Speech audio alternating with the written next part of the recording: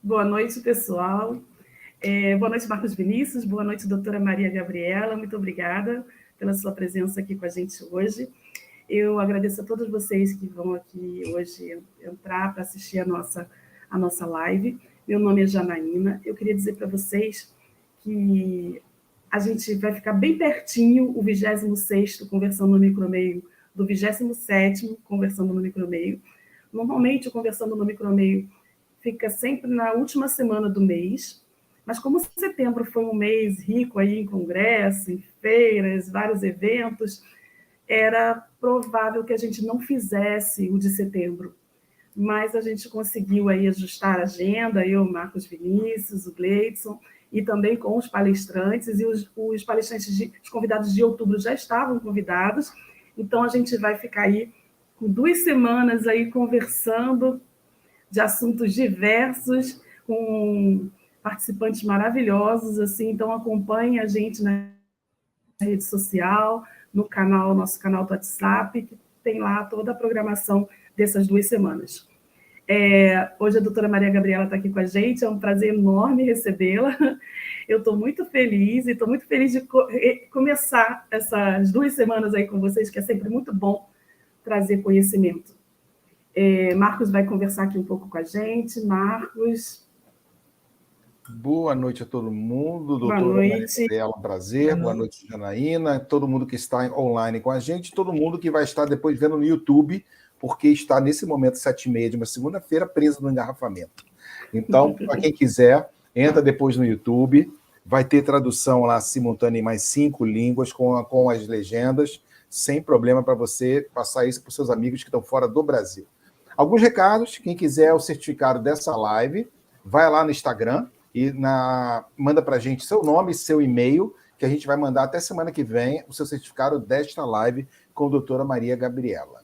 Bom, retornamos, né, Janaína, ao nosso assunto de origem, a microbiologia clínica hospitalar, né? A gente fala de tanta coisa aqui, né? Não deixando... A gente tenta fazer uma divisão, né, justa com todas as áreas da área de saúde, e voltamos agora a micro de hospitalar, que é tão em voga, né? A gente estava aqui nos bastidores falando agora do congresso da SBPC, que foi semana passada, onde nós 3 estávamos lá, mas a gente não se encontrou. Sim. Eu contei com a Janaína, ela me deu um café de 30 segundos e eu saí lá do stand onde ela estava, porque no congresso é complicado falar com todo mundo. Mas a gente volta a falar. Doutora Maria Gabriela De Luca está falando com a gente neste momento da cidade de Rio Preto. Mais calor que o Rio de Janeiro. Muito mais. Então, ela vai falar para a gente sobre os desafios da micro-hospitalar. Doutora Maria Gabriela é patologista, médica patologista clínica, coordenadora do Comitê de Pré- e Pós-Analítico da SBPC, coordenadora de residência médica na Faculdade de Rio Preto. Atualmente, ela é assessora médica da DB Diagnóstica em Rio Preto também. Doutora Maria Gabriela, muito obrigado por estar aqui. Lembrando a todos que estão vendo nossa live aqui, todos os convidados dessa live, eles vêm aqui falar para a gente de pura e espontânea vontade, ninguém paga patrocínio nem prolabore de nada. Você que está ouvindo a gente, se quiser patrocinar o canal, fale com a Janaína, que é a dona do canal, não fale comigo, e a gente está aberto a isso para poder viabilizar o canal como a gente está viabilizando nos últimos 2 anos. Doutora Maria Gabriela, muito obrigado. Teremos agora 1h20, para a gente falar da micro no hospital, bater um papo com todo mundo que está aqui online. Muito obrigado a senhora estar aqui com a gente hoje. Eu que agradeço, Marcos. E Janaína também, é uma honra estar falando de micro com vocês, pessoas tão que gostam tanto da área, assim como eu, né? E obrigada por ter me convidado para participar do Micromeio.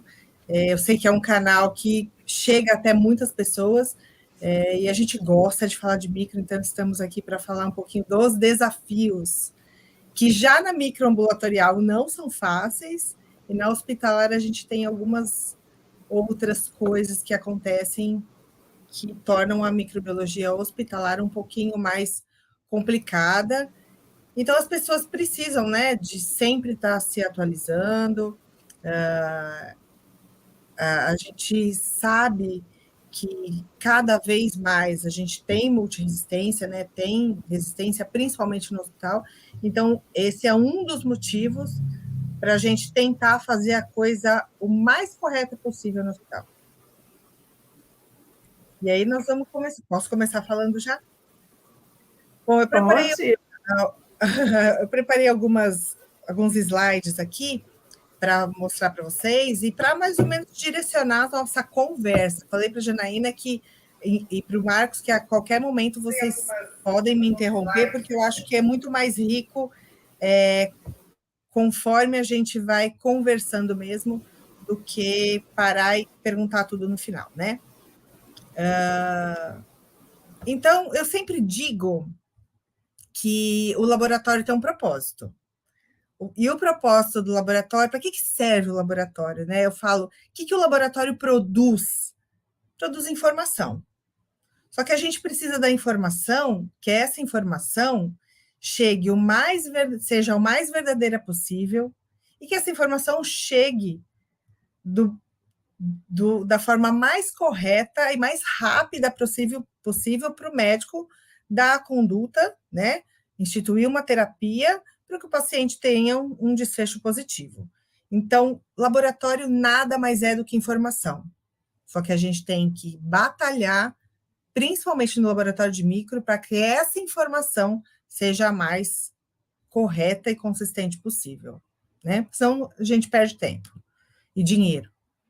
E aí é o que eu falo aqui, né? Os caminhos para essa informação chegar podem ser fáceis, sem nada ocorrendo ali no meio do caminho, mas aqui distorcer um pouquinho, mas ou esse caminho pode ser muito tortuoso e você dá volta e não chegar a nenhum lugar.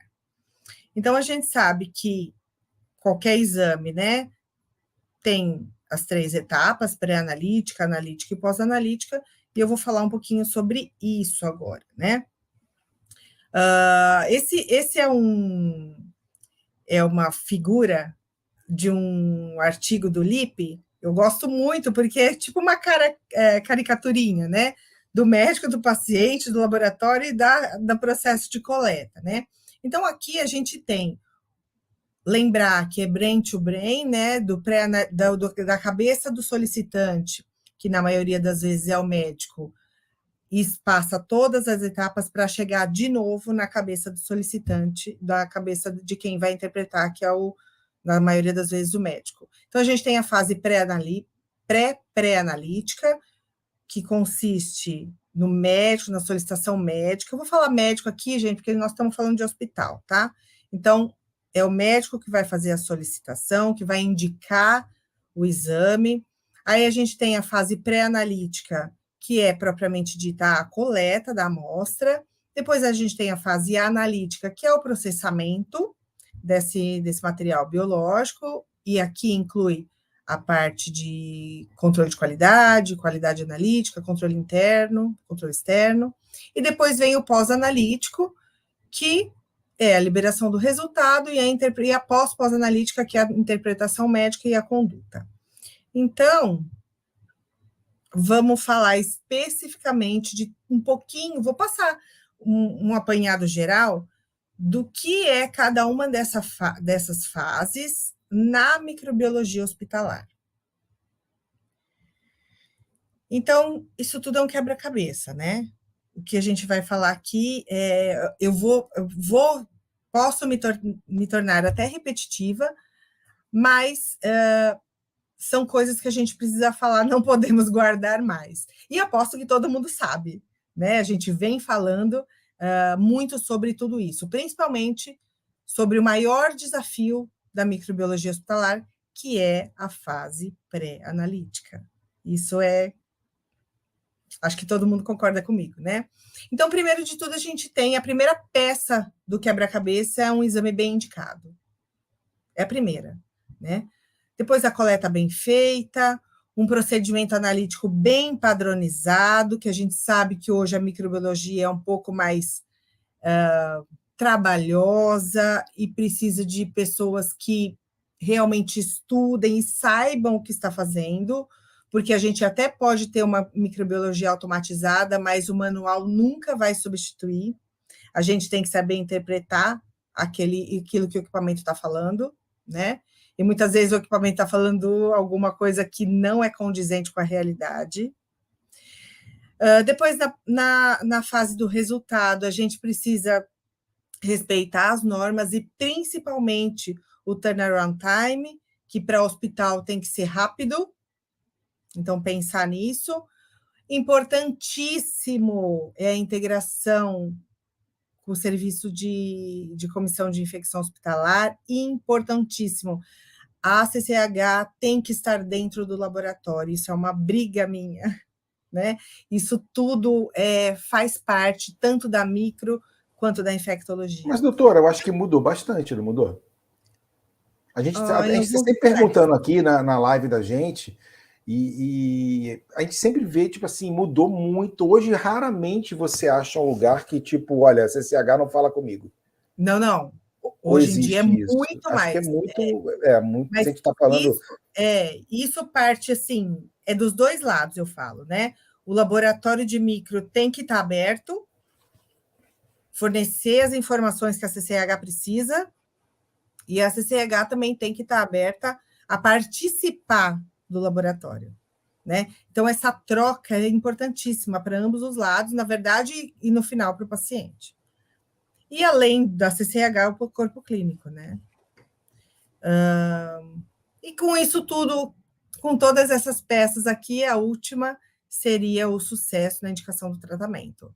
Então, desde a indicação até o resultado, até a integração entre os serviços, a gente vai conseguir obter um tratamento positivo para o paciente. Mas eu acho isso, Marcos, eu acho que hoje em dia a CCH já estão muito mais, já entendem de laboratório, né? Antigamente a gente... Como a senhora está falando antes aqui no Bastidores, eu acho que a pandemia foi uma divisão de águas. Divisão, né? De águas. Primeiro, a pessoa que não era da nossa área de saúde nem sabia o que era microbiologia, né? Microbiologia para eles era uma biologia pequenininha. E o que faz um infectologista, né, dentro do hospital? Ninguém sabia. Aí, como a gente teve vários infectos e microbiologistas que viraram, como eu posso falar, viraram... Referências, né? Referência. Viraram shows mega stars, né? Você teve muita gente que virou star. Ele passou de referência. E eu acho que as pessoas tiveram essa integração maior. E aí o próprio hospital, dentro daquela situação de Covid que a gente teve há 3 anos atrás, é tipo assim, a gente tem que se juntar, porque a coisa não está boa. Não tem outro jeito, né? Acho que o desafio maior hoje, pelo que eu estou vendo, ele não é mais integrar a comissão de infecção com o laboratório. O desafio maior hoje é integrar o hospital todo com o laboratório e a comissão. Exatamente. Tipo, vou falar aqui, farmácia, administração, financeiro, esses caras falarem com os outros dois. Acho que hoje o desafio está sendo esse. E também dar voz para o laboratório. Né? Porque eu falo que laboratório é detalhado, né? Não aprende na faculdade, a gente muitas vezes aprende ali na prática. E a fama é injusta. A gente sabe que a fama do laboratório de ser um buraco negro é injusta demais. Se existe uma culpa no hospital, é da micro. A micro é a culpada. Teto de vidro, a gente fala aqui. Eu acrescento, não sei, né? Mas assim, a gente também tem diferenças de serviços de saúde, né? Que é a questão do SUS, que é a questão da rede privada, de hospitais menores, vamos dizer assim, de clínicas, né? Que tem laboratório de microbiologia. Então, assim, eu concordo em parte, né, com vocês dois, né? Que a coisa ficou mais sabida da importância da infecto e tudo mais, mas ainda precisa falar, porque eu acho que ainda precisa melhorar bastante em alguns serviços desses que eu mencionei, que ainda tem uma resistência de implementar qualquer questão dessa comunicação, né? Dessa comunicação, A doutora Maria Gabriela tem N exemplos aqui, você troca um membro da comissão de infecção hospitalar, muda tudo. Muda tudo, exatamente.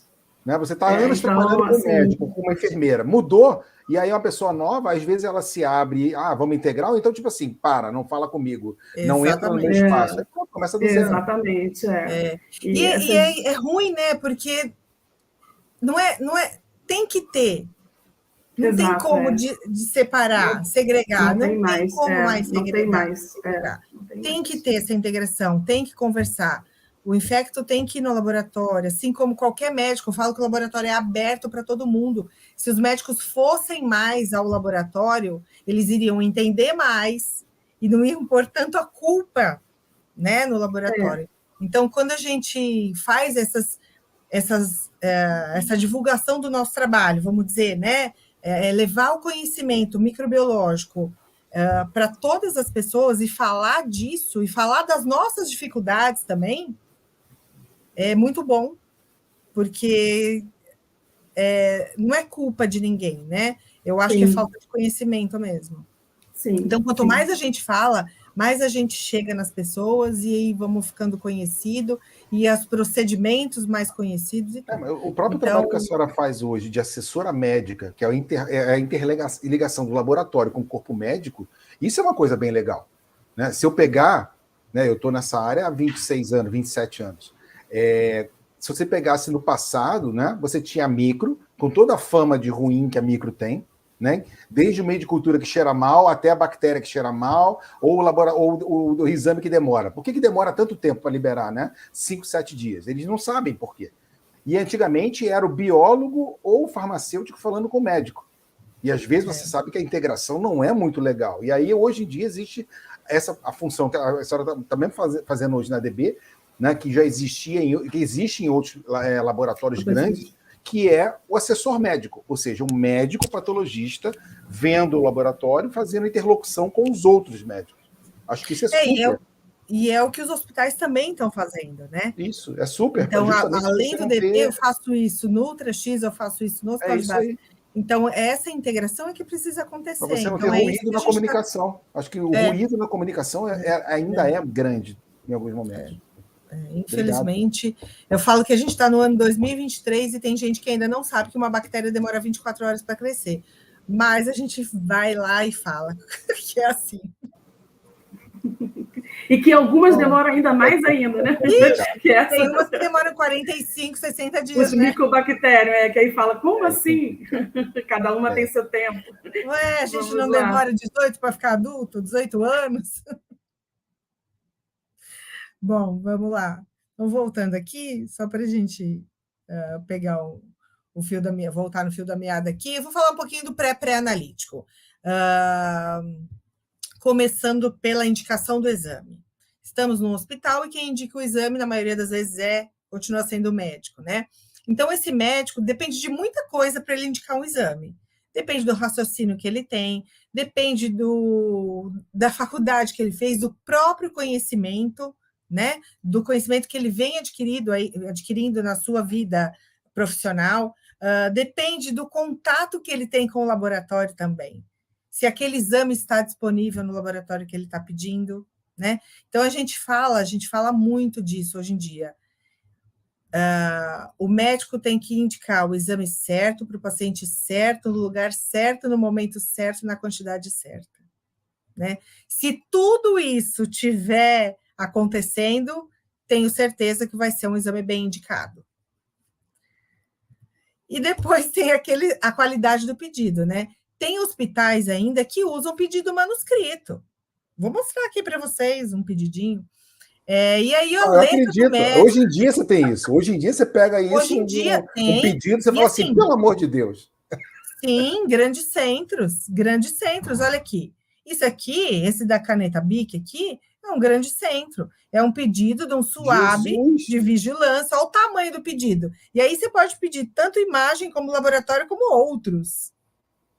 Né? Nossa. E aqui pediram SUAB de vigilância. Você pode escrever o que você quiser ali. Urina, sangue, líquor, tudo junto. Eu entendi algumas palavras aqui só. Nossa. Esse outro é hieroglifo, né? Então, é hemograma, DHL, e assim vai. Eu não leio. TGP, tem um monte de coisa aqui. Eu invejo quem sabe ler isso, porque eu não estou conseguindo ler isso aqui, não. Então, assim, aí você perde um tempo para decifrar o que está escrito aqui. E quem sai perdendo? Meu paciente, porque a gente demora. Você digita um exame errado. Você não entende, você põe qualquer coisa na correria. Então, assim, será que isso no ano de 2023 ainda é válido? Né? Então, Além disso, a indicação do momento da coleta, como a gente falou, o exame certo, o paciente certo, no momento certo, na quantidade certa, né? A indicação, o paciente estava em uso de antibiótico já? Então, espera, se não está usando, vamos esperar, colhe a amostra biológica e depois começa o antibiótico. Ah, mas ele já está em uso de antibiótico. Então, vamos fazer antes da próxima dose, né? Isso é muito válido para a hemocultura, coleta de hemocultura. Então, aqui, o paciente tomou uma dose, vamos dizer que seja uma vancomicina, que a cada 24 horas. Antes da próxima dose, onde a gente tem o vale, a menor concentração do antibiótico que ele tomou na última dose, ele vai tomar a dose seguinte. Então, é aí onde a gente tem menos antibiótico circulante na corrente sanguínea que a gente tem que colher uma amostra de hemocultura, por exemplo, né? Então, coleta, indicação, sempre antes, para micro, né? Sempre antes do antibiótico, se não deu, antes da próxima dose. Eu acho que isso é consenso, todo mundo faz, né? Doutora, todo mundo respeita, eu ia perguntar agora, todo mundo respeita isso? Quem sabe respeita. Na vida real, vamos falar de vida real. Vamos pensar que lá no frasco de hemocultura não tenha o carvão ativado, né? Se a gente tem que sempre pensar assim. Então, se for possível colher antes da próxima dose, isso tem que ser respeitado, sim, é uma boa prática e vai ser melhor para o teu exame, para o teu resultado, né? Então, aqui na fase pré-analítica, o solicitante é o artista, né? É o personagem principal.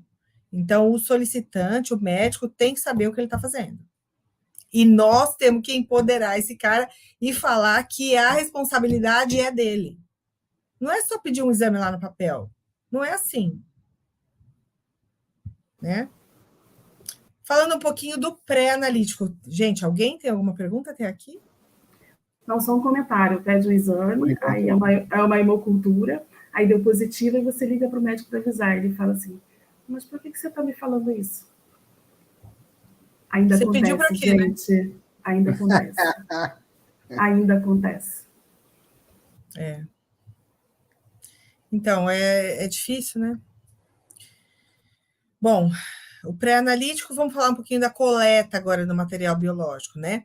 Então, saindo lá da indicação do exame, da indicação do tempo de coleta e tudo, o que você tem que pensar na hora de coletar? O insumo de coleta que você está usando tem qualidade? É seguro? Você vai fazer aquilo da forma correta? Não vai desperdiçar? Isso é uma grande coisa em microbiologia, o desperdício, né? E na coleta, principalmente. Aí o procedimento está padronizado no seu laboratório? Se for a enfermagem que colhe, você padronizou junto à enfermagem, porque tem hospital que não é o laboratório. Eu acho que na maioria as amostras biológicas para a área de microbiologia não é o laboratório que colhe, né? Se a coleta for de rotina for do laboratório. Independente disso, não é do laboratório muitas vezes, né? Então, você ensinou, você treinou, documentou esse treinamento, e é isso, treinamento, educação continuada é uma coisa que a gente vai falar, e não vai parar aqui nessa conversa, né? E aí eu coloquei aqui para vocês algumas amostras do que acontece no hospital. Falando de insumo de coleta, qualidade, desperdício, olha esse tubo aqui. Nós pegamos esse tubo. Quer dizer, é um tubo, não é da micro, né? É um tubo de soro, mas pode acontecer. Esse aqui, ele é um tubo de EDTA etiquetado com hemocultura. Será que quem colou essa etiqueta aí e achou que era esse sangue ia ser semeado? Ou será que a pessoa nem viu a etiqueta de hemocultura e pregou num frasco de EDTA sem conferir, sem nada? É triste, né, isso aqui? Aqui, por exemplo, a etiqueta de identificação do paciente está em cima do código de barra do frasco. Se a gente vai remover essa etiqueta, eu vou arrancar o código de barra, quer dizer, a coleta eu vou perder, o frasco eu vou perder, é caro um frasco de hemocultura, e não pensou? Alguém não treinou essa pessoa para ter colado a etiqueta em cima do código de barra? Não dá, né? Porque é a hora que a gente tira, rasga e inviabiliza a amostra. Então, aí não lê lá no equipamento. Então, assim, isso aqui tudo é desperdício de dinheiro, de tempo, principalmente. Né? Depois do tempo do resgate do resultado, você vai ter que fazer uma nova coleta, você vai ter que conversar com a enfermeira, vai ter que conversar com o médico. É muito trabalhoso, né? Hoje, só posso fazer um comentário, doutora? Vamos voltar. Eu acho que quem está assistindo aqui, que é da área de laboratório de microbiologia, deve estar, ai meu Deus, todo mundo passa, né? Infelizmente, por uma situação dessa. Eu só queria falar para vocês que a gente sempre traz aqui nas lives, né, Marcos Vinícius, e hoje a doutora também está trazendo, do conhecimento que o profissional do laboratório de microbiologia precisa ter. Mas começa no pré-analítico, né? E no pré-analítico, que é o profissional que vai cadastrar esse material. Então, muitas das vezes, esse profissional, ele precisa de um treinamento extra a questão só do trabalho dele ali burocrático, né? De plano de saúde, da entrada do material, porque ele que vai, muitas das vezes, etiquetar esse material, fazer, né, esse primeiro cadastro. E aí fica aí uma observação, treinem, né, como a doutora falou, esses profissionais, porque eles não têm a menor noção, e eu passei por isso. E aí dá uma tristeza, né, doutora, quando a gente recebe esse tipo de material, dá uma tristeza, porque assim, você quer matar quem fez, né? Falando grosseiramente, né? Porque assim, só que a pessoa não tem culpa, ela foi contratada e colocada. E coloca muito. Também. E, Marcos, em uma grande rede onde eu trabalhei, não era o coletor que fazia, o coletor trazia para o pessoal que fazia os cadastros. Entendeu? Então, a coleta fazia, vinha etiquetado, no caso da etiquetada, da etiqueta, tudo bem, ele faz uma primeira etiqueta, chega dentro do setor de cadastro, ele faz ali um cadastro que gera outra etiqueta para ele fazer. Assim, Janaína, tem vários cenários, né? Tem vários tipos de hospital, vários tipos de laboratório, com complexidades diferentes. Então, a gente vê desde aquele hospital que trabalha sem código de barras, com pedido manual, por escrito. Então, tem que tomar cuidado com esse pedido. Até hospitais que são super mega automatizados, né? Com sistemas de informática ultra mega, né? Do século atual. Mas até nesses que são super automatizados, a gente não vê esse tipo de conhecimento que é básico. Exato. Né? Porque a gente tem que gastar tempo treinando essas pessoas. Não tem outro jeito. É isso, obrigada, doutora. E assim, o médico que pede precisa de treinamento. A secretária de que cadastra precisa de treinamento. O coletor que colhe precisa de treinamento. Quem etiqueta precisa de treinamento. Lá no laboratório, na triagem, precisa de treinamento. Porque se você contrata e larga lá para copiar do outro, porque muitas vezes é assim, você não treina, você não ensina. Aprende com quem está ali. Né? Porque não tem tempo. E não tem tempo mesmo. Mas se a gente não perder um tempo, algumas horas do dia, para você ensinar, nem é treinar, mas é ensinar, porque tem gente que chega cru, né, para trabalhar. E não tem na faculdade, essas coisas não tem na faculdade, não tem no curso. Então vai aprender na prática mesmo. E se a gente não pegar uma pessoa legal que saiba ensinar a prática da forma correta, vai fazer sempre errado. E aí cai de novo naquela mesma teoria, né, que a gente fala aqui, da microbiologia. O tubo amarelo é para bioquímica, o tubo azul é para... Não tem como fazer assim, né? Não tem. Não sabe nem qual é o anticoagulante, né? Qual é o aditivo, não tem aditivo. É pela cor do tubo.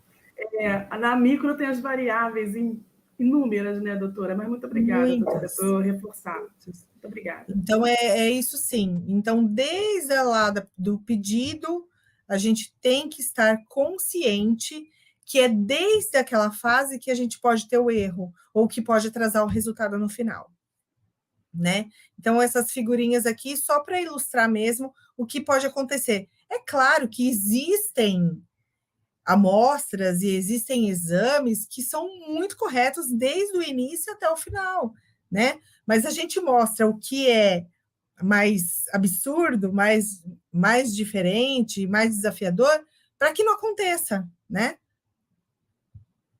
E aí, falando um pouquinho da coleta do material, já falei, procedimentos padronizados, documentados, lembrar que estando num hospital, nem sempre a gente vai ter uma coleta pura de hemocultura, vai vir junto com um hemograma, por exemplo, e a gente tem que saber qual é a ordem de coleta desses tubos, então não pode esquecer de ordem de coleta de tubo, hemocultura sempre é o primeiro, né?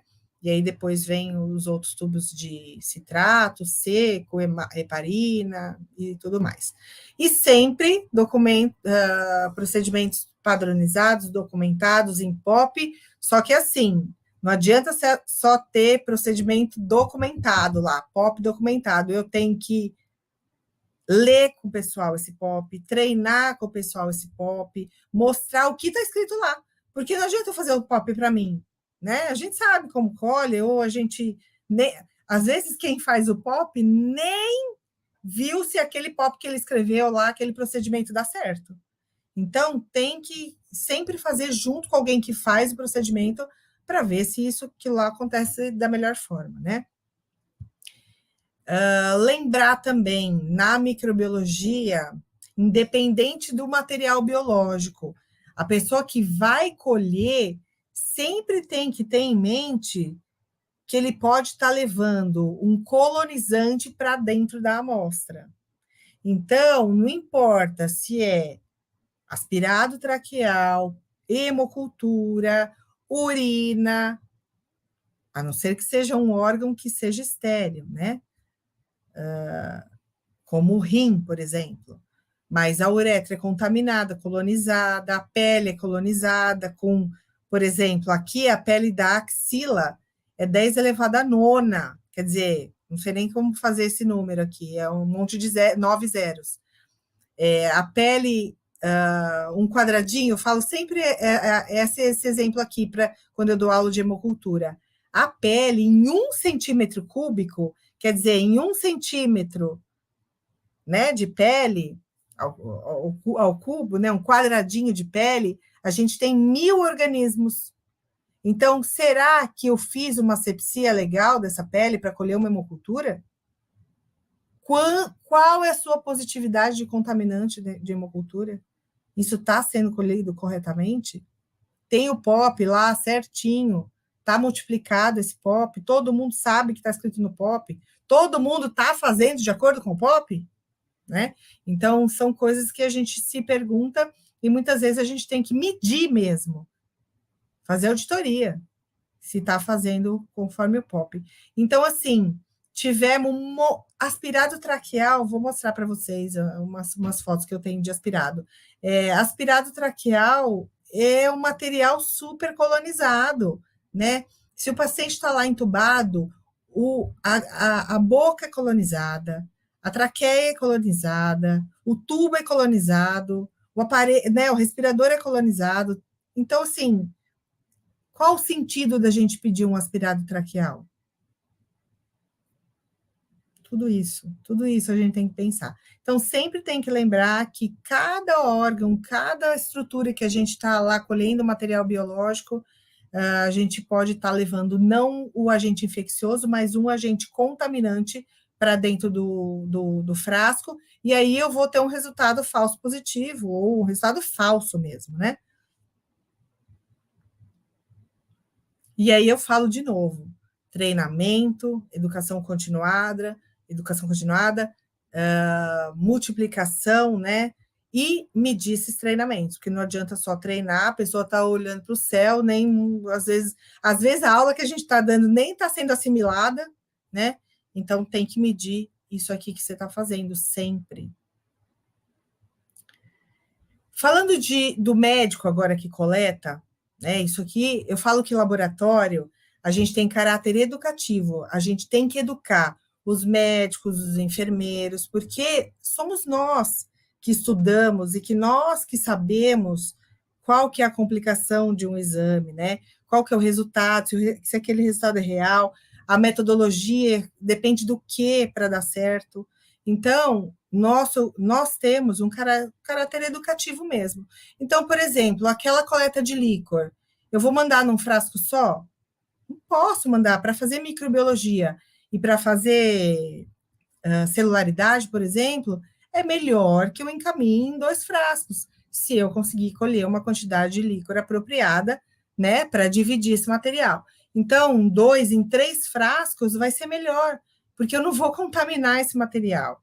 Claro, se não tiver líquor, se tiver, sei lá, meio ml, e eu precisar fazer muita coisa com aquilo, eu vou primeiro fazer a micro e depois eu vou fazer o resto. Mesma coisa numa punção torácica de líquido pleural. É uma situação ruim, né? Tudo isso são líquidos, são materiais nobres que o laboratório não pode perder. Então, o mínimo de material que tem, a gente vai usar, a gente vai fazer. Só que o médico também tem que estar ciente que quanto melhor for a coleta, menos contaminada, e se ele mandar em mais frascos, é melhor para o laboratório. Né? Às vezes você manda um frasco só e a via se perde no meio do caminho, então é bem melhor mandar sempre em 2 ou mais tubos. E essa punção aqui de ferida, né? Lembrar que o suave para ferida não deve ser usado, o que deve ser feito é a punção, sempre a punção do material biológico, se você tiver condição, né? Se o paciente tiver condição. Mas suave para ferida, nunca. Né? Porque a gente fala que a bactéria come pelas beiradas, né? Não é assim? Que a bactéria viável está na beiradinha, está ali comendo a ferida, né? Aumentando. Então, a bactéria está ali, na beirada, a bactéria viável, quem está realmente causando infecção. Então, é muito difícil eu conseguir essa bactéria colhendo lá, passando um suave, porque eu vou pegar pus. Pus é necrose, é material necrótico, não serve. Tem bactéria morta, inclusive. Tem bactéria que não está causando infecção no pus. Então, não posso ter esse tipo de material biológico no laboratório para dar um diagnóstico de uma infecção de partes moles, por exemplo, né? Doutora Maria, e isso aqui... Oi, doutora Maria Gabriela, só um instantinho, Hoje, né? Porque, um minuto, o Rafael Perdiz, é porque ele faz um comentário a respeito, provavelmente, do material respiratório. Muito interessante esse comentário, que muitas vezes o paciente é submetido a um tratamento e foi uma amostra contaminada, até mesmo com colonizante da própria flora do paciente. Exatamente. Do aspirado, né? O aspirado é só para a gente não passar muito, né, do comentário. Rafael, obrigada pela sua participação. Como ela disse, realmente, né, vem com muita colonização nesse tipo de amostra, né, doutora? Vamos falar um pouquinho mais para frente, especificamente sobre o aspirado traqueal. Viu, Rafael? Que bom que você está aqui. Bom, eu procurei bastante essas fotos, eu queria achar isso. Olha esse suave. Isso é um suave, mas é também uma ponta de catéter. Então, assim, foi uma ponta de catéter, que isso acontece muito, né? É um material que entra muito no laboratório quando o laboratório é de um hospital, e a gente tem suspeita de infecção por catéter. Então, quando esse catéter está suspeito, o médico pode sacar, né, tirar o catéter e mandar a ponta para o laboratório analisar. Muitas vezes, o que acontece? Os médicos vão tirar o catéter e manda, sem suspeitar nenhuma de infecção, manda esse catéter para análise. Isso é válido? O que você vai fazer? Se o paciente não tem febre, não mudou, não tem sinal flogístico lá no catéter, você está tirando por tirar, porque não vai usar mais, para que mandar essa ponta para o laboratório? Né? Depois vai fazer o que com o resultado, se vier positivo? Mas esse caso não é isso. Esse caso é uma ponta de catéter que a pessoa não mandou no frasco num frasco sem nada dentro, por exemplo, mandou num suave com um meio de transporte e o catéter dentro. Então, o que nós vamos fazer com isso? Nada. Não dá para fazer rolamento com um negócio melecado, né, do material, do meio de transporte. Então, é uma coleta equivocada, errada, né? Agora, esse aqui é o mais criativo. Esse aqui é um frasco de hemocultura com uma ponta de catéter dentro. Vocês estão vendo? Nossa. E aí a pessoa teve a criatividade e nem sei quais adjetivos usar aqui, mas, assim, foi muito, muito criativo em tirar a tampa, né, do frasco, que é uma tampa vedado, isso aqui, não tem como você tirar. Então, a pessoa deve ter pegado um bisturi, sei lá, e aberto essa tampa do frasco aqui e colocado o catéter dentro. Assim, para cultivar, quem mandou, quem inventou isso, né? Não existe mandar ponta de catéter num frasco de hemocultura. O frasco de hemocultura serve para líquidos, né? A maioria deles sangue, mas quando você tem alguma outra suspeita, até de líquido pleural, acítico, a gente pode também colher num frasco de hemocultura. Mas uma ponta de catéter é só mandar num frasquinho, num tubo cônico, num falcon estéril, né, dentro, porque a gente vai fazer a cultura por rolamento. Então, a gente põe na placa de agar-sangue, por exemplo, e aí rola 5 vezes lá o catéter até essa é a cultura. Agora, isso aqui é complicado, né? Então, essa é falta de treinamento. Né? E, além disso, a gente vê o erro, né? Como a senhora está falando, a Ana Maria Holanda também fez um comentário aqui, que hoje mesmo eu conheço a Ana Maria Holanda. Obrigada pela sua participação, Ana. Ótimo você estar aqui com a gente. Ela trabalha no hospital, e aí você vê, né? Hoje mesmo comentei sobre isso com os profissionais que colheram hemocultura com esparadrapo sob o código de barra, né? Olá. Isso, assim, né? Ainda hoje, né? A gente tem esse tipo de problema dentro do laboratório. E essas curiosidades, né, que aparecem, espantam a gente, né, de uma forma assim, não tem como entender como uma pessoa... Eu acho assim, doutora, deve ser assim, né, Marcos? Eu estou lá coletar um catéter, provavelmente um médico fez essa coleta, olha para o lado, não vê frasco nenhum. Pode ser. Como a doutora falou, foi bem criativo. Sei. Não, então, Mas não vê frasco nenhum, olha para os lados, não vê. Cirurgião é mestre nisso, né? Você não tem mas cirurgiões. Foi no frasco de urina, estéril.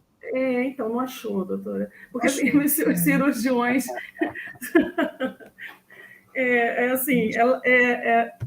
mas acontece, né? A gente não entende quando chega no laboratório. Né? A gente não consegue entender. Então, isso aqui é desconhecimento mesmo, porque assim, imagina, isso aqui com certeza foi contaminado antes de colocar aqui dentro. Porque até a pessoa abrir isso aqui, depois fechar com sei lá, com a fita crepe, não é possível que não contaminou isso aqui. Contaminou, só serviu para tirar foto mesmo, infelizmente. Porque um frasco de hemocultura é caríssimo. Né? Bom, vamos lá. E aqui desconfigurou um pouquinho. Falar um pouquinho do transporte, né? Transporte da amostra biológica. A amostra foi coletada. E aí o laboratório é dentro mesmo do hospital. Hoje a gente tem muito isso, né? Às vezes o núcleo técnico, a área técnica é fora do hospital. E esse transporte, como está sendo feito? Está sendo controlado? Né? Esse transporte, às vezes, é em outra cidade, né? O laboratório. É outro estado, é outro país. Às vezes, muitas vezes, quem trabalha com pesquisa clínica manda material biológico para outro país, né? Então, isso tudo tem que ser respeitado. Esse transporte tem que ser muito controlado. Temperatura, condições de transporte, para que não tenha prejuízo nem à amostra, nem quem está carregando a amostra, né? Em quanto tempo esse transporte está acontecendo? Está no tempo ideal que você acordou com todo o pessoal? Como que nós vamos garantir a estabilidade desse material biológico? Você tem rastreabilidade desse transporte que você está fazendo? Porque é o laboratório que é responsável, né? Nós que somos responsáveis por tudo, desde o pré-analítico, analítico e pós-analítico. Então, esse transporte está sendo nas condições ideais? É seguro para a amostra, para o ambiente, para as pessoas? Então, não podemos esquecer disso. Por exemplo, outro dia a gente teve uma urina, nós temos aqui 2 hospitais, né? Dentro do mesmo complexo. E aí, na segunda-feira, nós descobrimos uma urina que ficou na caixa térmica desde sexta, para fazer cultura. Isso acontece, né? Não é só aqui, não. Em vários lugares. Então, essas caixas térmicas, qual que é a tua rastreabilidade a hora que ela chega? Quantas vezes essa caixa vai e volta? Você tem esse, né? As pessoas, será que marcam isso? Então, essa caixa térmica ficou perdida no meio do caminho? Desde quando? Né? Então, isso é... E quando a amostra não vem vazando, né? Quantas vezes a gente não recebe urina vazando? A limpeza também dessas caixas, né, doutora? Assim, é importante, né? A limpeza das caixas. E, assim, tem coisas no laboratório que não são computadas, né? Então, por exemplo, uma limpeza de caixa. Quem é responsável? Exato. É a coleta? É quem faz o transporte? Qual o tempo que você tem para fazer uma limpeza de caixa? Se você não tem uma caixa só. Porque se tiver uma caixa só, você tem que ir e voltar, e vai sempre com a mesma caixa. Então, a gente tem 3, 4 caixas. Quem faz essa limpeza? Né? Quem cuida disso? Derramou. Como faz? Né? Cadê o POP? Limpeza, né? Quem fez o POP do Eu pensei nisso. Cadê o POP? Ali está escrito o quê? A gente tem também uma participação da Ieda Martins, ela se refere a outro slide, o anterior, provavelmente. Boa noite. Não, na verdade, o de secreção é o outro ainda, né? Que ela fala de secreção de... aqui, da ferida. Boa noite, médico solicita cultura de ferida se tiver sem secreção. Como proceder a coleta? Provavelmente tem uma interrogação aí. Mas acho que se não tiver secreção, né? Porque a senhora fala da função. A não ser que você colete uma biópsia, né? Na verdade, se é uma ferida sem secreção, você vai ter que puncionar, igual essa foto aqui, né? Guiado por ultrassom, alguma coisa desse tipo. Porque não dá para fazer cultura da crosta, por exemplo. Né? Vira e mexe, a gente tem esse tipo de paciente, né? Uma vez, logo que eu... E nem manda a cultura para a cultura no formol, porque eu acho que não vai crescer nada. Não, esse é outro desafio. Às vezes a pessoa erra a coleta e coleta uma para o laboratório e uma para a patologia. Aí manda para o laboratório da patologia. Exatamente. Aí a da patologia vem lá com formol, você fala assim, vou fazer o que com isso? Exatamente. Aí você tem que ir atrás, olha o tempo, né? É muita coisa. É muita perda de tempo mesmo, né? E assim, o paciente não tem nada a ver com isso, ele tem que ter o exame dele da melhor forma, né? Então, vou voltar lá. E esse slide é para, assim, para finalizar o que nós falamos até agora, né? Toda a informação do laboratório de micro é influenciada pela qualidade da amostra recebida. Então, se eu recebi uma amostra de má qualidade, eu vou ter um resultado ruim. Se eu recebi uma amostra muito boa, muito bem coletada, com insumo de qualidade, bem indicada, eu vou ter um resultado bom. Isso não tem como mudar. Não tem como mudar. A microbiologia... E não só a micro, né? Eu acho que tudo no laboratório é assim. Mas a micro é o que a gente pode mais exemplificar.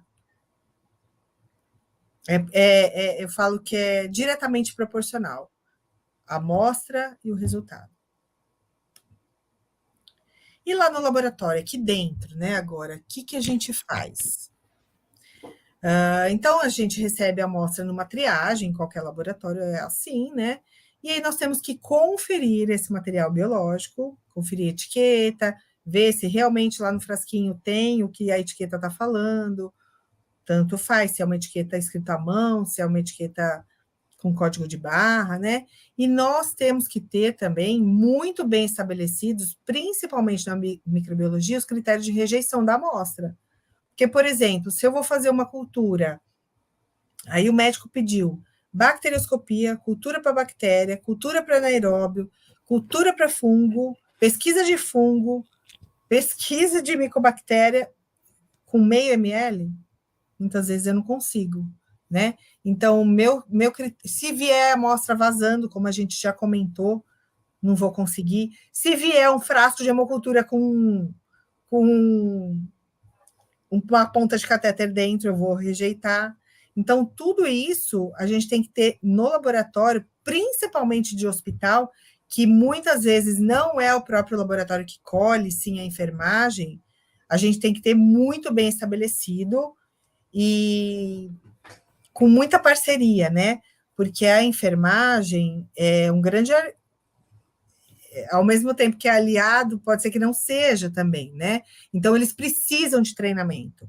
Eles precisam que quando a gente pegue uma amostra, sei lá, vazando, eu pego e levo lá e mostro, olha, gente, eu não consigo fazer esse exame, porque olha aqui como chegou, tudo vazado, isso aqui está contaminado. Então, mostrar para a enfermagem ou para quem coleta quais são as suas dificuldades com aquilo, né? Eu acho que isso é o mais importante. A gente já chegou, nem falando de micro, mas a gente já chegou a levar centrífuga na emergência para mostrar o que era uma hemólise, né? Que não é a gente do laboratório que põe o sangue lá no soro para hemolizar o tubo, né? Então, a gente tem que mostrar. Eu acho que o mostrar, e é o que eu falo, de levar as pessoas para dentro do laboratório. Quando você tem alguém que te bombardeia, vamos dizer assim, mas que essa pessoa, você consegue internalizar ela, levar ela no laboratório para conhecer, para ver quais são as suas dificuldades também, você acaba ganhando um aliado, né? Porque essa pessoa vai te ajudar, porque ela vai conhecer e vai saber que aquilo não está certo, que você não vai conseguir mesmo. Então, isso é bem importante. Eu acho que isso é um desafio que pode ser... E hoje tudo muito bom é para os rastreável, né, laboratórios. doutora? Tudo é rastreável, ou deveria ser. Né? Se for um laboratório atualmente hoje, como a senhora falou, né, 2023, né, a gente não deveria ter mais aquele caderninho todo amassado que você faz o rabisco para procurar a amostra do Marcos que sumiu. Né? E às vezes você não pode coletar de novo a hemocultura do Marcos. Né? Exatamente. Você fala lá, tem que coletar 5 ml. Vamos pegar a criança, 3 ml. Aí vem a garrafa de hemocultura com 1,5. Aí você chega no laboratório e fala assim, o que eu faço com isso? Você não pode, tipo assim, consegue coletar de novo? Não consegue coletar de novo. Mas a rastreabilidade, você vai colocar em algum momento os equipamentos de hemocultura mais atuais, né? As versões novas dos equipamentos, você coloca lá, chegou a amostra, Marcos Vinícius, papapá. Olha, veio 1,5, tá na garrafa, botei na máquina. Mas a chance de não positivar é grande? É que você, nesse momento, você fala assim, coleta de novo. Às vezes você não tem coleta de novo. O Marcos Exatamente. Não tem, o Marcos não está mais lá. Que é mais do que um líquor. Tem mais. Imagina. Um material super às novo. vezes não é nem má vontade. É tipo assim, o paciente não tem como você coletar mais. E se o cara estiver lá e você fala assim, olha, sabe aquela amostra que eu peguei de manhã? Vou ter que fazer de novo. O paciente vai te olhar com a cara, tipo assim, pelo amor de Deus, que hospital é esse? Né? É óbvio, a gente sabe que vai acontecer isso. E ninguém gosta de ser recoletado, né? Não é legal. Porque na cabeça do leigo é tipo assim, perderam. A minha amostra foi perdida. Isso, exatamente. Pode até não ter sido isso, mas na cabeça do leigo, quando você fala assim, dá para coletar a urina de novo? Dá para você passar o suave de novo na garganta? Tipo assim, o que aconteceu com aquele que eu fiz? O leigo, a minha mãe vai falar assim, perdeu e nunca mais eu volto aqui. Nunca mais eu volto. Nunca mais eu volto. O leigo vai fazer isso. Então, isso tudo é muito ruim, né, para o laboratório. E como eu já falei, o laboratório é responsável pelo pré-analítico, mesmo que não seja dele.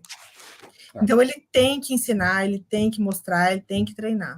porque ele vai ser cobrado pelo Tati, né, que é o próximo ponto aqui, mas ele é responsável pelo que está acontecendo fora do laboratório também, mas ele vai ser responsabilizado por isso. Então, não adianta.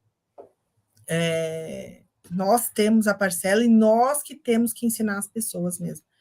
Nós estamos aqui para isso, né? Bom, dando continuidade, aí no laboratório, na parte analítica, aquilo que a gente sabe, né?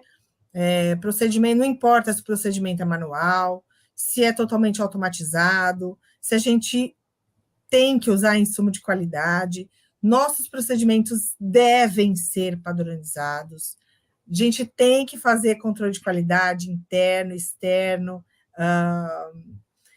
tem que capacitar as pessoas, tem que capacitar, porque hoje em dia a microbiologia é muito difícil, a gente tem muita multiresistência, o BRCAST é um documento novo, as pessoas conhecem, mas não profundamente ainda, né? Tem coisa que a gente ainda usa CLSI, então, assim, a micro é muito difícil, o analítico da micro é muito difícil. E às vezes, para piorar, a gente tem um equipamento lá automatizado que você não está confiando muito naquela cefepima, né? Então, que você tem que repetir no disco. E essa crítica tem que ter, né? A crítica tem que ter. E uma coisa muito que pode ajudar muito o laboratório é o LIS, né? O Sistema de Informação Laboratorial. Como a gente tinha comentado lá da bioquímica, que é tudo liberação automática, na microbiologia não é. A microbiologia a gente tem que olhar um por um. Às vezes, nós já pegamos aqui, inverte o resultado. Não sei como, é TI, né? É informática. Invertiu o resultado de uma droga para outra. E aí nós só fomos pegar porque a CCH, integrada com o laboratório, pensou que podia estar errado, e realmente, quando a gente foi ver, o LIS, né, o interfaceamento, estava trocando uma droga entre uma droga e outra. Então, acontece, né? Nós temos que homologar. Começou a liberar um resultado, é um equipamento novo, é um LIS novo, tudo tem que ser validado, e com critério, né? Então, a micro é difícil, né? Tem muito detalhe. E que eu ia falar do aspirado. O aspirado é um caso à parte, né? Eu ainda comentei hoje, nossa, gente, mas para que pede tanto aspirado? A maioria dos aspirados são inviáveis, né? Lembra, né? Aspirado traqueal é um material biológico do paciente entubado, e a gente colhe lá do trato respiratório inferior, paciente entubado, passa uma cânula, e aí entra sem aspirar, chegou no local, abre, aspira, fecha o aspirador e remove a cânula. Quem faz isso? Ou é a enfermagem, ou é a fisioterapia. O laboratório não faz isso, né? Mas será que isso está sendo feito da melhor forma? Será que a pessoa está entrando aspirando? Já era. Saiu aspirando? Já era. Pegou toda a secreção que estava na boca. Na boca tem um monte de bicho, né? E aí o laboratório tem que avaliar, e ele avalia através do tipo da amostra. Então, é aí que a gente faz o estudo da viabilidade, se aquela amostra realmente é de trato respiratório inferior. Então, eu tenho que ter menos de 10 células, mais de 25 leucócitos. Aqui, dentre essas 4, eu sempre ponho essa foto aqui também. Essa 2 aqui é saliva, né? E aí, eu vou fazer uma cultura disso aqui, o que vai dar? Isso aqui, né? Aqui nessa placa eu tenho, sei lá quantos tipos de bactéria, e foi isso que aconteceu no COVID, né? Então, a gente tinha multi-infecções, né? Infecções multibacterianas, e aí a gente não sabia nem o que soltar na microbiologia. Se era muito difícil um aspirado durante a época de COVID, que estava todo mundo, né? Isso foi muito discutido ainda, né? Durante o COVID, qual bactéria que era relevante, se cresce 5 tipos de bactéria na minha placa. Eu vou soltar 5?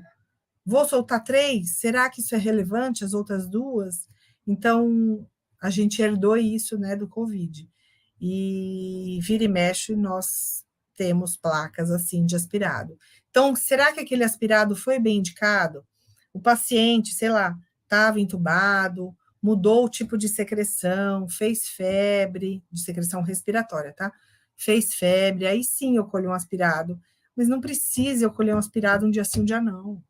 Sem mudança nenhuma de quadro clínico do paciente, né? E isso acontece. Então, olha lá, mais uma vez, a indicação do exame. E aí, soltar a bacterioscopia, né? A bacterioscopia, assim como a gente já disse hoje, né? Até a Janaína falou, colheu lá a hemocultura, aí você soltou um parcial. Para quê?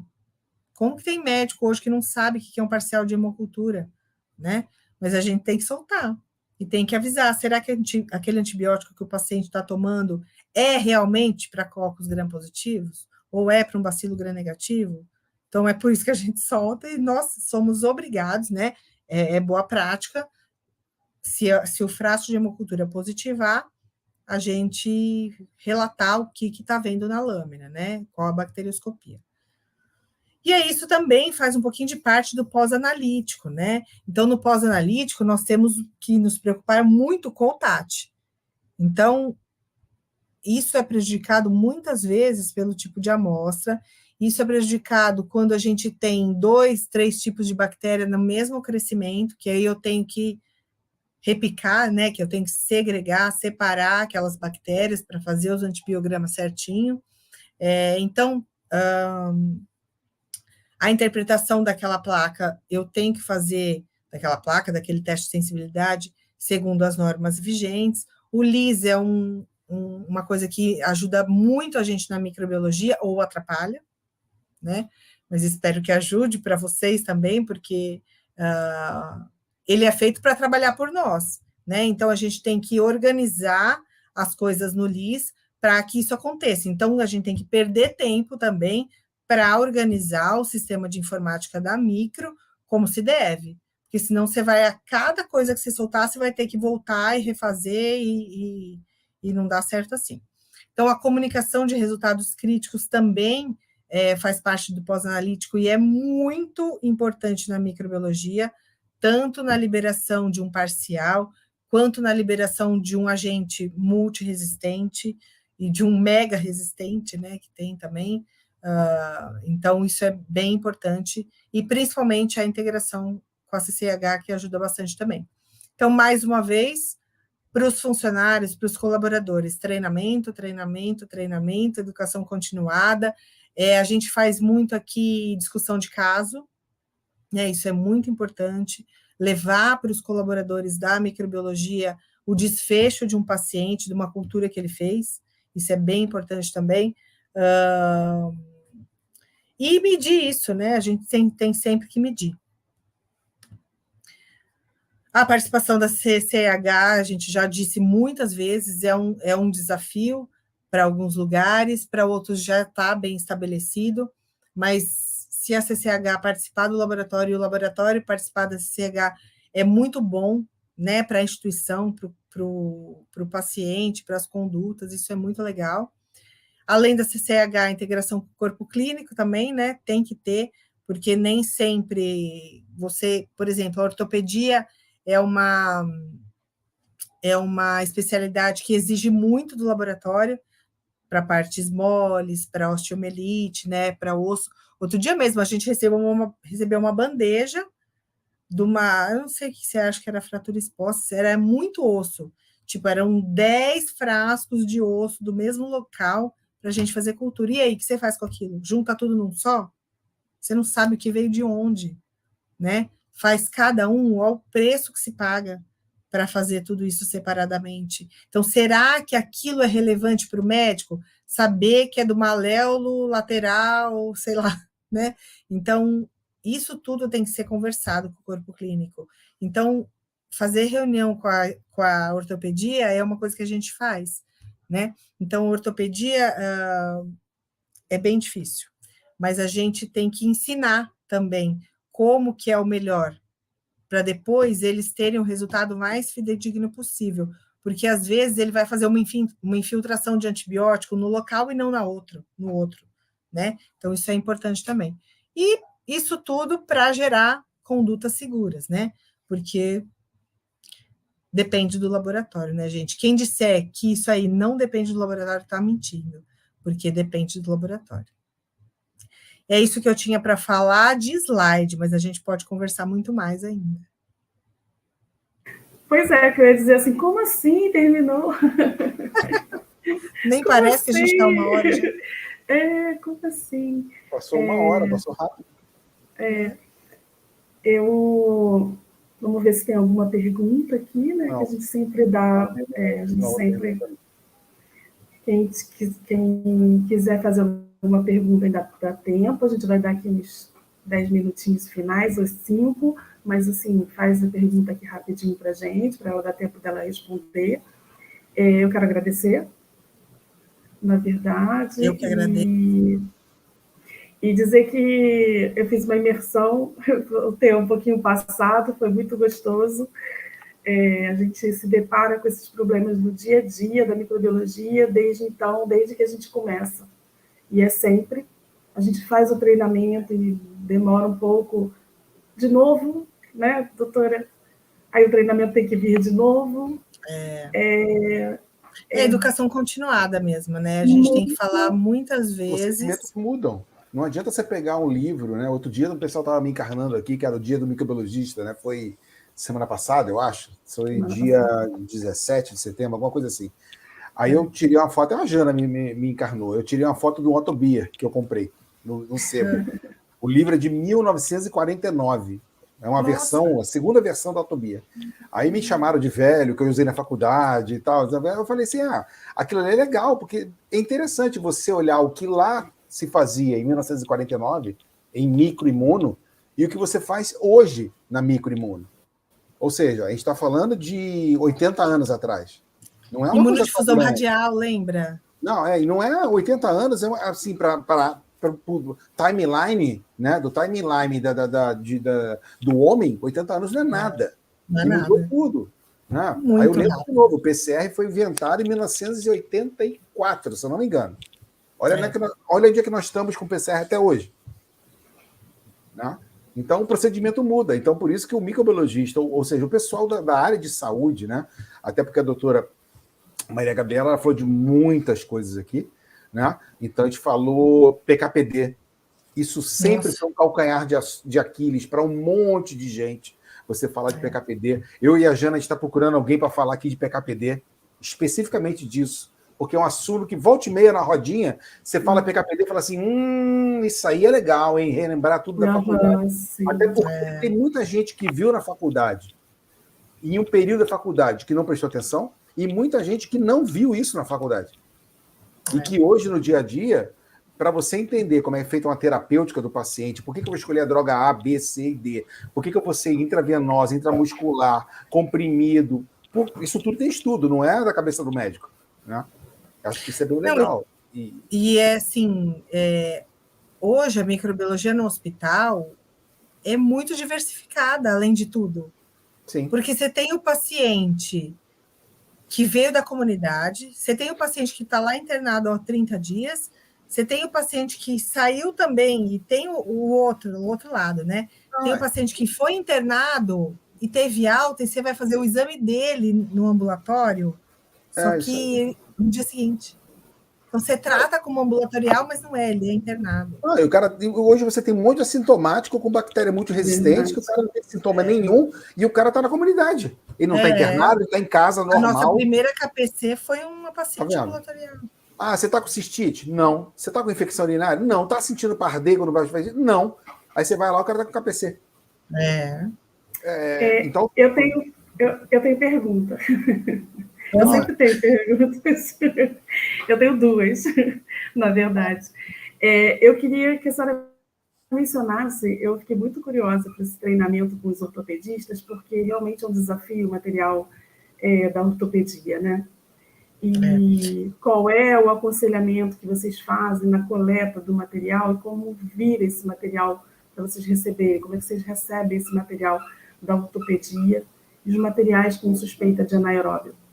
E a outra, só rapidinho, é sobre a Cândida auris. Se vocês, se esse programa de surto, né, dentro de hospital, de um estado de atenção, como é que vocês trabalham com isso? Ou como que a senhora orienta o pessoal que está aqui, que trabalha em hospital, que é da microbiologia, ou que não tenha esse acesso a infecto e tudo mais, propagar isso de uma forma, como a gente está falando aqui, né, de uma educação geral, para o hospital todo, né? Como que aborda esse tipo de coisa?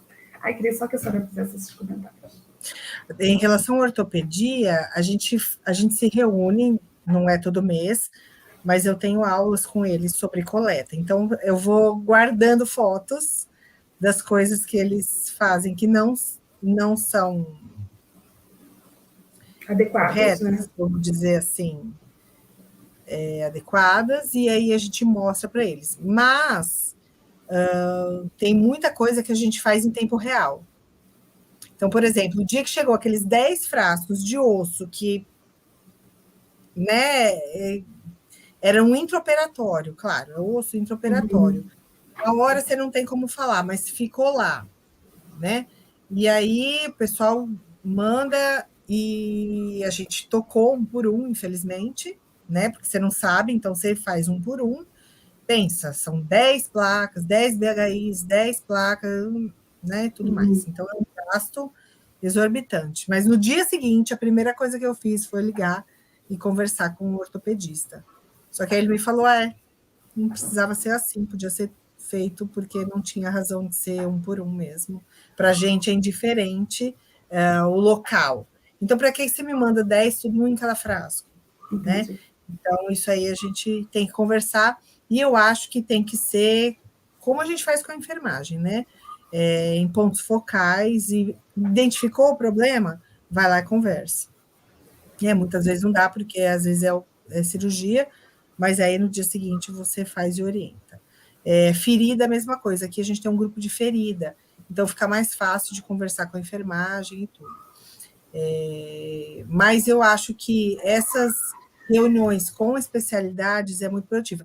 E a nossa CCIH, ela tem uma parte que é só ortopedia, então também fica mais fácil, né? Então a CCIH ajuda a orientar as coletas.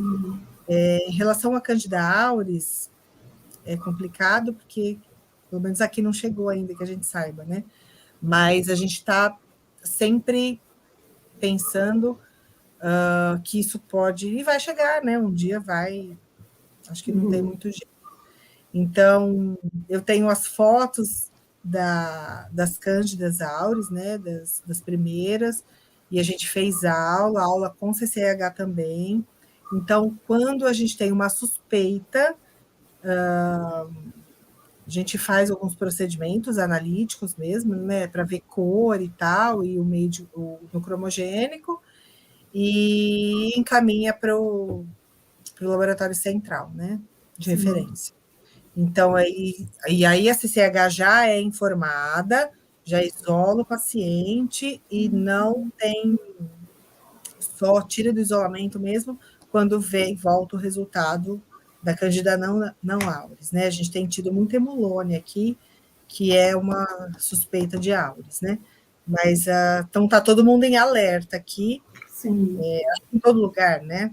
Todo lugar. Por isso, a gente está falando de microbiologia hospitalar, né? Eu falei, não, vou perguntar, porque no estado infelizmente, aqui a gente não tem molde, que seria mais fácil, né? Mas nós montamos um PCR para identificar. Então, ao mesmo tempo, só que a gente não padronizou, mas não precisou usar ainda, porque não teve nenhuma suspeita. Então, já está padronizado, com controle, com tudo certinho. Então, a gente montou um PCR para auris e um para hemolone, que a gente tem tido bastante também. Então, aí dá para diferenciar entre um e outro. E, ao mesmo tempo, manda para o laboratório de referência, né? Aí não surgiu nenhuma pergunta, então a gente vai encerrar. Eu agradeço novamente a sua participação no Micromeio. Está convidada para retornar.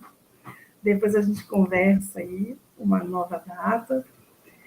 Durante essa palestra eu tive uma ideia de um conteúdo, mas a gente vê a disponibilidade, enfim, mas muito obrigada mesmo.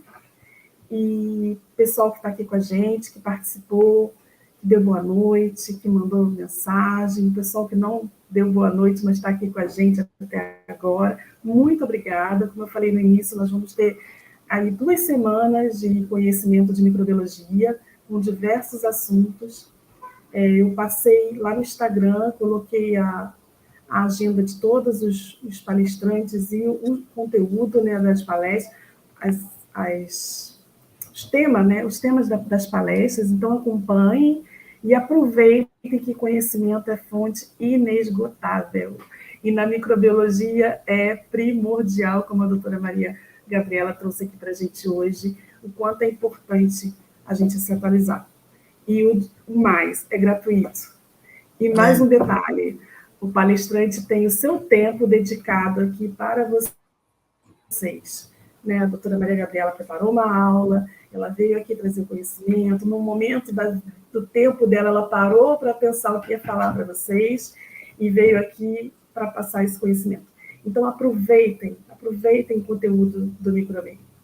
Eu quero agradecer, dar boa noite, o Marcos vai fazer alguns recados, e a senhora fica no final para fechar a nossa live, tá bom? Aí a senhora pode dizer, dar recado, passar telefone, o que a senhora quiser, tá bom? Marcos Vinícius. Primeiramente, doutora Maria Gabriela, a gente agradece muito o tempo da senhora de estar aqui com a gente. Né? É legal, a Jana sempre fala, eu sempre falo nas lives, para sempre aproveitar. Né? Então, o nosso intuito aqui é trazer desde pessoas que frequentam congressos, que estão lá na frente do palco, e aí você não consegue perguntar para nada, até pessoas que estão defendendo tese, fazendo monografia, ou seja, a gente não tem nenhuma coisa, nenhum predicado que nos prenda, que nos induza a não chamar para fazer palestra no Micromeio. Então, a gente agradece todo mundo que está aqui, mais uma vez, né?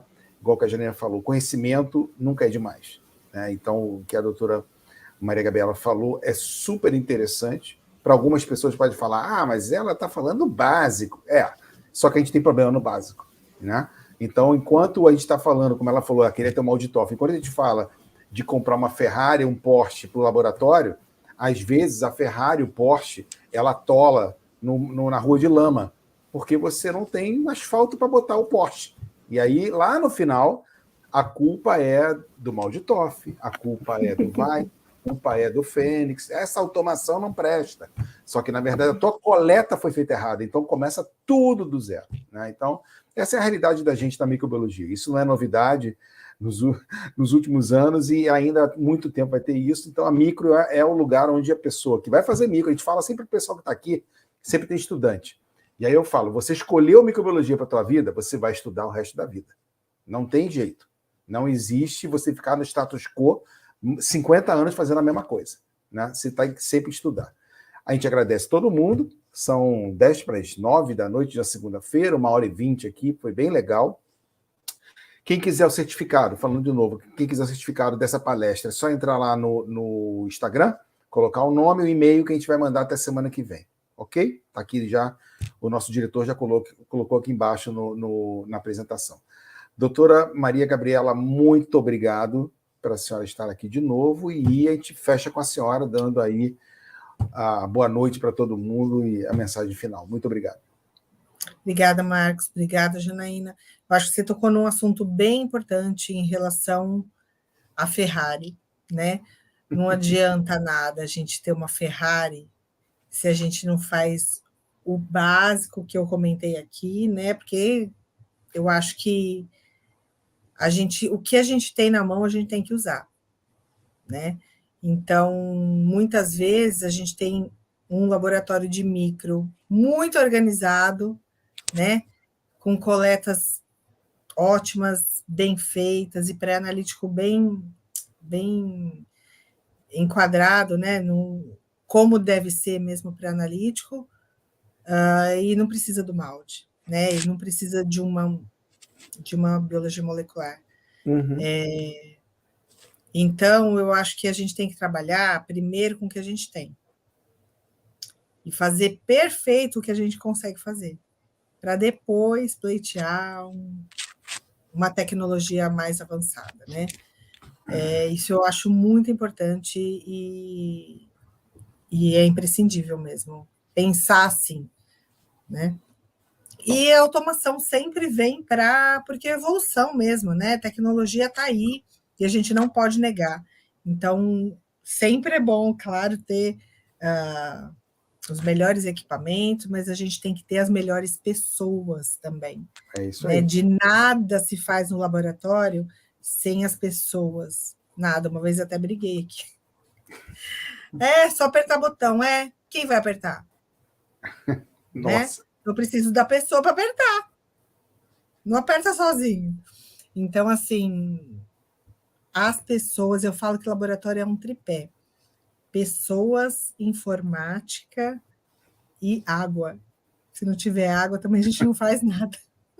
Café. Né? Eu colocaria um quadração de café. Café, não. Então, obrigada, gente. Obrigada pelas pessoas que estiveram aqui com a gente também. Foi muito legal.